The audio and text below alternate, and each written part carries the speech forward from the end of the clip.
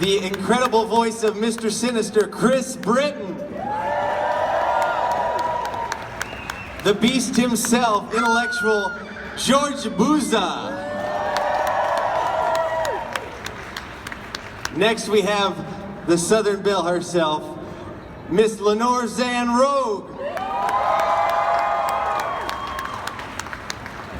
The only Gambit, the Cajun we all love, Chris Potter. Come on up. And last but not least, the loner adamantium clawed Cal Dodd Wolverine.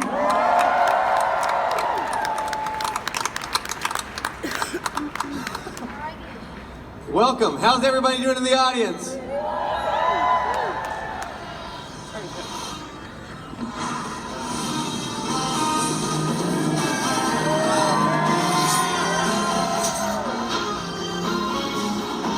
All right, so, Cal, let's talk about your history. You were a jingle singer, and somebody said they're casting this show, you should come in for it. Tell us a little bit about that.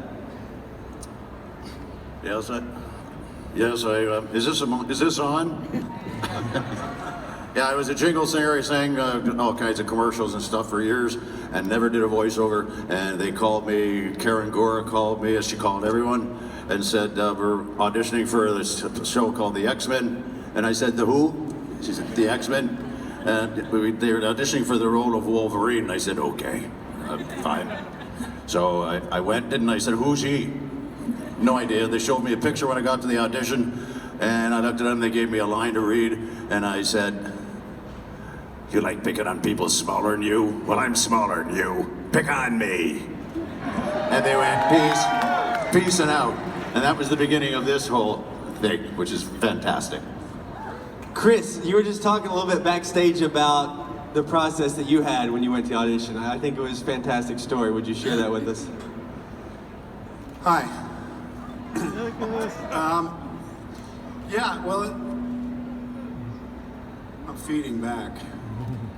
I think for me, first of all, I wanted to be Wolverine. That's right. But the day that I was called in and asked to audition for the X-Men, I'm much like Cal, I didn't know much about the cartoon. And at the time, I was busy on a TV show, and so it wasn't a major focus for me at the time. And I remember I went in to do the audition, and I got a little bit of information about his background, and I realized, okay, well, that's patois. So as a Canadian, I thought, well, that's French Canadian, and then it's Louisiana. I'll just mix the two accents, and that should do it. So I got to the audition, and I heard other guys auditioning through the door, which was not really fair in a way, and I just thought, nope. And when I went in, I thought, this is what they're gonna want. And I read it, and I got the job. Now, I'll wrap it up, but basically, I didn't realize the depth of the X-Men animated series, the depth of the characters and the depth of the writing, until after I'd finished it. And how those characters were so human and were changing viewers' lives, young and old. So I became much more proud of my involvement with the X-Men as the years went on. And I thought, and I was Gambit.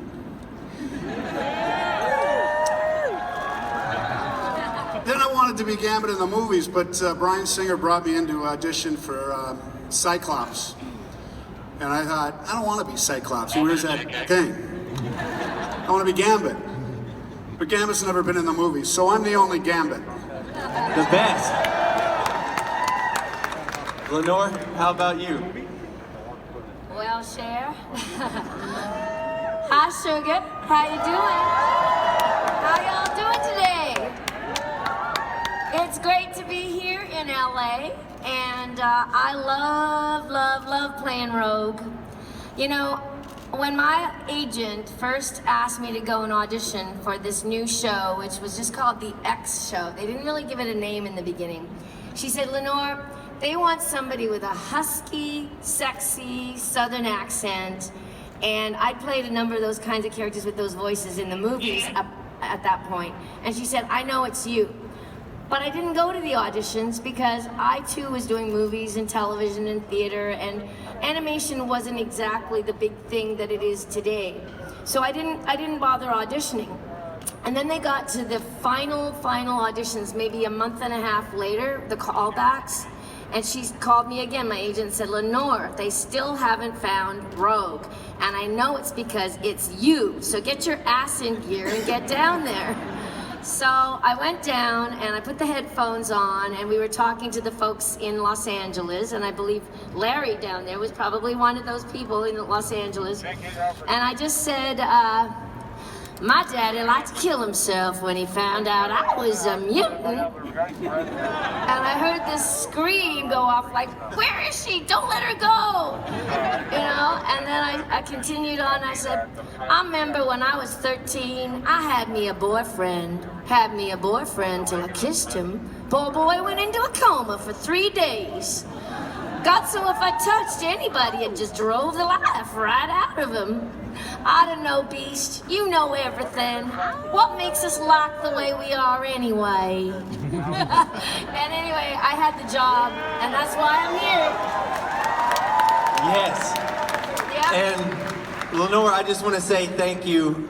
Lenore is a hero in real life because she's been serving Canada for almost a decade as a public servant, fighting for the environment and for her citizens in her district. Yeah.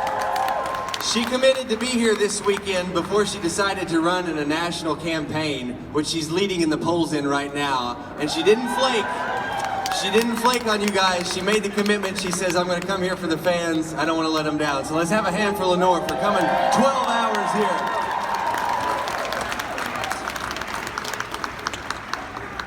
George, you, obviously the writing was great for Beast. He quoted a lot of great people.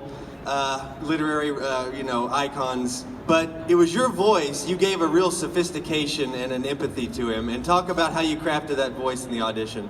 Well, in the auditions, first of all, I was about 11 or 12 years old when the first X-Men comic book hit the stands. So when they called me audition for this thing called Project X, and I read the dialogue and I read Beast, I said, this is X-Men. So you can't fool me. And I wanted to be in it real bad. So basically it was all the things that, like Byron said, he was a highly educated badass. And he was always looking for the peaceful way out until there was no other alternative, at which point he used his brute strength to set things right. And I identified with that right away because that was pretty much where I came from, having grown up in Cleveland. Yay. And I don't know, the rest is just the history. I mean, I did the best that I could. I tried to put some intelligence and a little bit of strength into the voice and tone him down. Fascinating. And that's the rest. Yeah. Awesome. Mr. Chris Britton, you, I think, are the most long-running recurring villain on the series. Mr. Sinister, you had a fascinating character who was obsessed with genetics and shaping the future of mutant kind and humanity. They couldn't have picked a better man for the job. Talk about coming up with that voice and just your experience playing the character and how he grew in later seasons. Well, before I auditioned for Mr. Sinister, I had done a lot of theater. I'd been at Stratford Festival, done some television and film, and I had put together my first voice tape in 1979 on cassette, which was the way you did it back then. And I had done some animation and commercials and narration and all that, and I had played a few villains. And when I was asked to audition for this, I had no idea, about the X-Men. So I seem to recall doing some research and looking into it. And I remember Karen Gura, the casting person, I think she had heard me do, a couple of villains and a couple of other projects. So I went in and did my best villain voice that I could do, and I always remember that with Mr. Sinister, it always took a lot of energy, and I'd always wear just a t-shirt to the sessions, because you end up just sweating, because, you know, there's a lot of energy behind that character, and the name Mr. Sinister, it was just something that I enjoyed getting into, and I remember thinking, well, with this character, you've got to have a lot of fun with it. And that's exactly what I did. I remember having a lot of fun with that character. Yeah. Larry, we've discussed this privately many times, but talk about some of the changes that you came up with artistically that really shaped the future of the show early on. Well, for me, I'm a long time, I'm an old fanboy, as you can tell, but I've been for like 12 years before the show got on the air. I had been trying to get the X-Men on the air, doing every little thing I could, and I came to the show with the background of being in animation business for like 12 years, and also being a fanboy since I was in elementary school. So I brought both of those things to the table to try and put together a show that you guys would all love, that I would love if I was like 9 years old again, and. And one of the things we did when we were casting for the show, I mean, all of these actors here, we had other actors come in, but when these guys, when they did all of these actors here, when they came on board, their auditions, they nailed it on the first try. It's like, we got it, you know, we got our Rogue, we got our Beast, we got everybody, you know. They were perfect because we didn't want to use regular cartoon voices. We wanted to go with people who had worked in theater, to add some more adult gravitas to the dialogue and to the characters and stuff. And so we got the perfect crew for the X-Men here. Yes, you did. Lenore, Rogue was very complex because she was so strong she could go toe-to-toe with any male counterpart, which made her a great role model for young girls. But she was also in her own prison because she couldn't get that physical touch and connect with people in that way. Yeah. Yes. And? And what's the question? I would ask, what was your favorite episode where you explored Rogue's internal struggle, or what storyline did you like the best? Well, I was really pleased when I was presented with the script, A Rogue's Tale, because that one shows her back history. Right, A Rogue's Tale, you get to see she was kicked out of home as a young girl when her parents discovered that she had these special powers. You know, I liken it to situations where if an LGBTQ youth is kicked out of their home by their parents, or somebody who is slightly not considered the norm, whatever that is. And I find that many young people, they really, they can understand her, and they feel very similar to her. So when she goes on her journey out looking for herself, I did that too as a young woman. I traveled around the world trying to find out where I belonged and what was life all about. And I love it when she says, and suddenly he called out, and that was Professor X, who tells her there's a place where she can come and she's accepted, and she's accepted for being herself. And that is a powerful moment, and I think that's what many of us are looking for, is to belong, and to belong to a family, a tribe, a community. And so I think that's why a lot of people relate to her, because they do have those same feelings inside, and a lot of people have felt that they've been shut out. So if you ever feel like writing to me, and I get a lot of fan mail from people who feel that way, please write to me and I'll write you back. And I hope that my performance has touched you in a good way. Thank you. You know, the show, we're going on 28 years since it's premiered. And Chris, you're on Heartland, you've been in Kung Fu, Queer as Folk. Your career is so expansive in different genres, but I have 4 children. I gotta work. But looking out at this sea of people for your one big animation role, how does that make you feel? Well, how can you not feel ridiculously grateful when there's a whole group of people staring your way that are here for something they love. I mean, I should just be out there staring up here. What I love is... But if I may go on,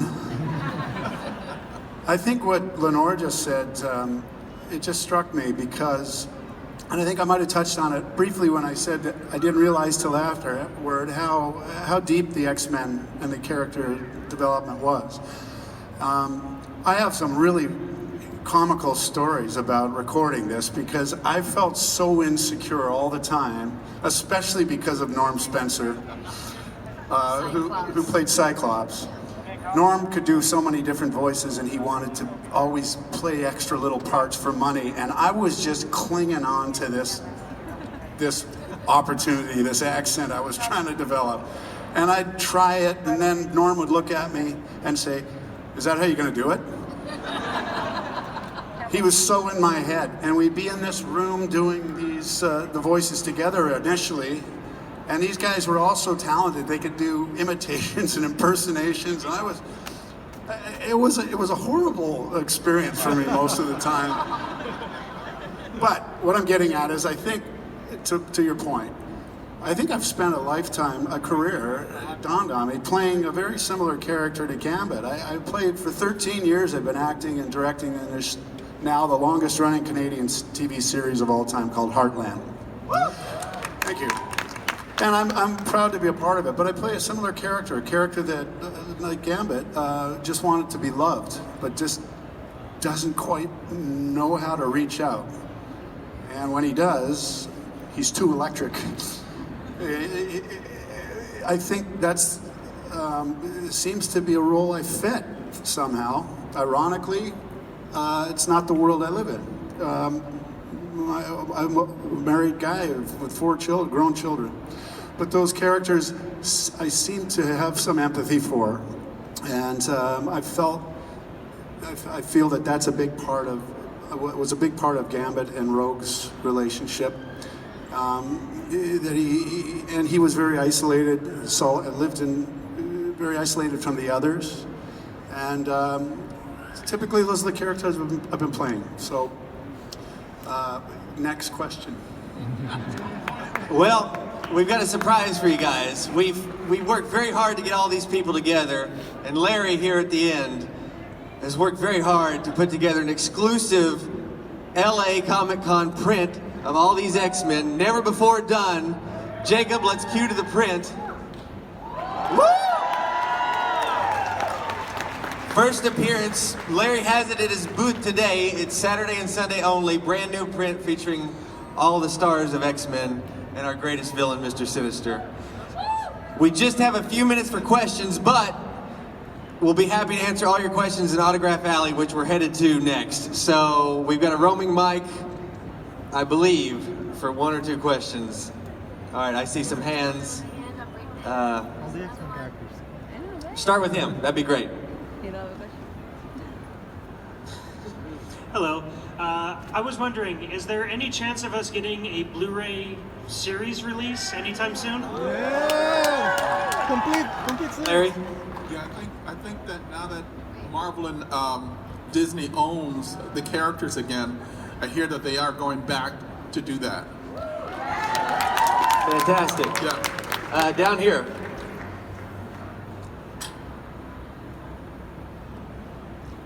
Hey Cass, I wanted to ask, tell us about your guys' experience doing the crossover with Spider-Man, the animated series. Yeah, that was a great episode. 2-parter. Who wants to jump in? Raise a hand so they'll turn your mic on. Cal.